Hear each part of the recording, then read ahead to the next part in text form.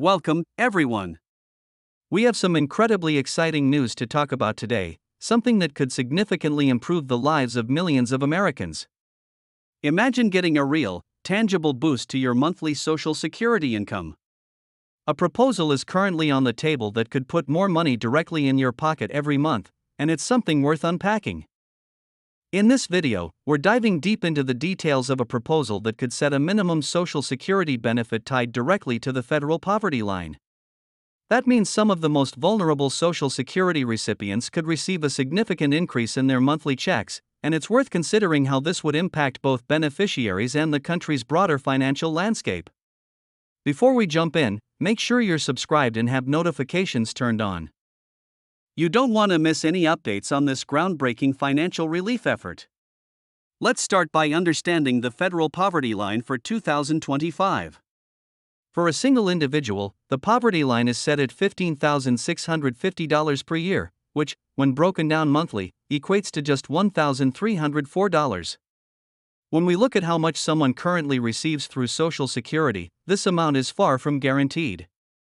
It gets even more alarming when we look at how many people on Social Security are living well below that line. For instance, let's compare that $1,304 to what the minimum Social Security benefit is right now for 2025. This amount is just over $50 per month. Yes, you read that correctly, only $50 per month. In 2025, the minimum Social Security benefit could remain as low as $50, which, as you can imagine, is nowhere near enough to support someone who relies solely on Social Security for their income. It barely covers a few bags of groceries or part of a utility bill, and it certainly doesn't even come close to covering rent or other essential living expenses. When you think about it, how can anyone survive on just $50 a month? For those recipients, it's not just an inconvenience, it's a constant struggle. And it's no secret that many people who depend on Social Security are living in poverty. According to recent statistics, millions of Social Security recipients are living below the poverty line today. So, why are they in this situation? One reason why so many people find themselves below the poverty line is the structure of the Social Security benefits program itself. For those on disability insurance, SSDI, survivor's benefits, or spousal benefits, the amounts they receive each month can vary dramatically, and often they fall far short of what's necessary to cover basic living costs. Even when we look at the average Social Security retirement benefit, which hovers around $2,000 per month, it's easy to see that averages can be misleading. Many people receive much less than this amount, which means they are forced to get by with significantly less. The lower payments, especially for those receiving benefits through SSDI or SSI, can leave recipients struggling just to cover the basics, let alone save for emergencies or a comfortable retirement. So, this is the crux of the problem. Millions of people are depending on Social Security benefits to live, but the current amounts are simply not enough.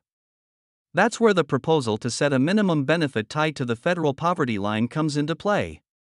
Now, let's talk about the proposal that could change the game for millions of Americans. The idea here is simple yet potentially groundbreaking. What if Social Security benefits were raised so that every recipient is guaranteed at least the federal poverty line amount? In 2025, this would mean setting the minimum benefit at $134 per month. Under this proposal, anyone receiving Social Security benefits would be guaranteed at least this amount. So, if you're currently getting, say, $500, $800, or even $50 a month, this proposal could mean a significant increase in your monthly income. Some recipients could see hundreds, or even over $1,000, more in their monthly checks. Imagine what a difference that could make. This is not just a small adjustment, it's a major financial impact for those living on the edge. It's a proposal that could lift a significant portion of Social Security recipients out of poverty, and here's the best part, under this plan, it wouldn't cut benefits for those already above the federal poverty line. One of the biggest benefits of this proposal is that it sets a concrete floor, a minimum income that everyone can rely on.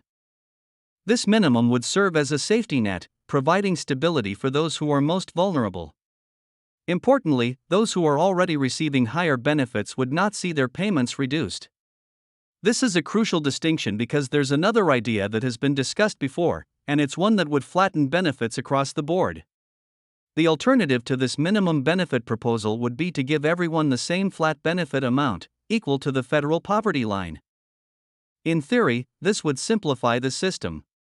Everyone would get $134 per month, no questions asked. However, as you can imagine, this proposal would face a lot of resistance, especially from those who are currently receiving more than $134 a month.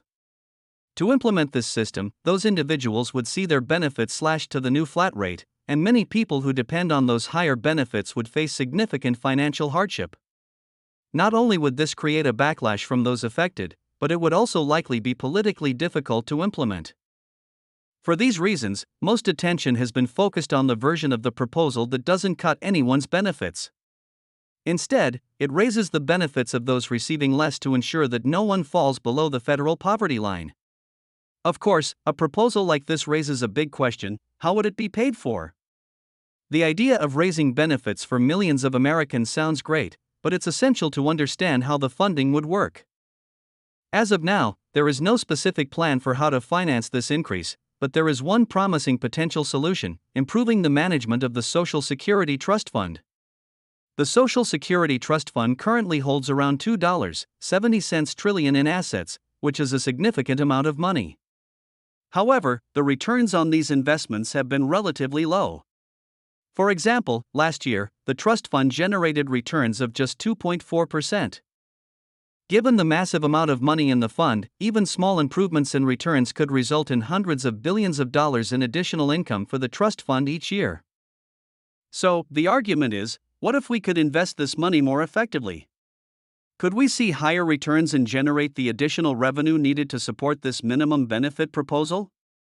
The answer, according to some sources, is yes. By using more effective investment strategies, the trust fund could potentially generate much higher returns. If these higher returns were realized, it's possible that the trust fund could generate hundreds of billions of dollars in additional income every year. This extra revenue could be used to fund the proposed increase in benefits, and the good news is that this could potentially be done without requiring major tax increases or benefit cuts elsewhere. If the Social Security Trust Fund could generate these additional funds, the financial impact could be immense. The proposal would guarantee that everyone receives at least $134 per month, lifting millions of people out of poverty and ensuring that they have a more reliable financial foundation. For many individuals, this type of financial stability could mean the difference between just scraping by and being able to meet their basic needs comfortably. It could change the way people plan their budgets, handle their monthly expenses, and, importantly, manage their long-term financial security. While this proposal is undoubtedly promising, it's important to temper our excitement and understand where things stand politically. As of now, there is no concrete, agreed-upon plan for Social Security reform that would include this minimum benefit. The proposal is still in the discussion phase, and there are various other ideas on the table. It's worth noting that there have been previous attempts to raise the minimum benefit, but these efforts have faced numerous obstacles in Congress. As with any major financial reform, there will be pushback, and finding consensus on this issue will be challenging. So, what does all of this mean for you? While it's not guaranteed that we'll see these changes in the near future, the proposal to raise the minimum Social Security benefit is one that could have a real, positive impact on millions of people who rely on Social Security for their income. The idea of creating a financial floor, ensuring that no one receives less than the federal poverty line amount, is a powerful concept that could transform the financial landscape for many.